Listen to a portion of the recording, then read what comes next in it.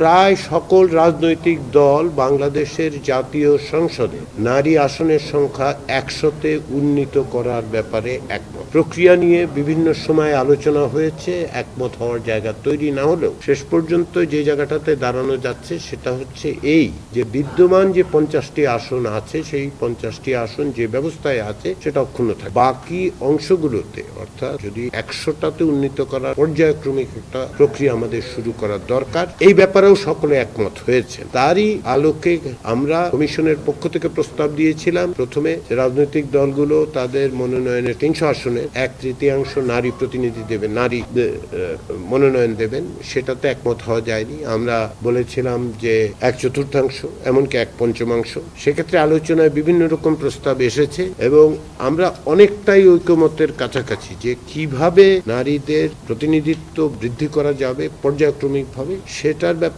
নীতিগতভাবে জায়গায় এবং খানিকটা প্রক্রিয়াগতভাবে আমরা একমতের জায়গায় প্রায় এসেছি। আশা করছি আগামীকাল এটার একটা লিখিত ভাষ্য কমিশনের পক্ষ থেকে দিলে সেটা সকলের কাছে গ্রহণযোগ্য হবে।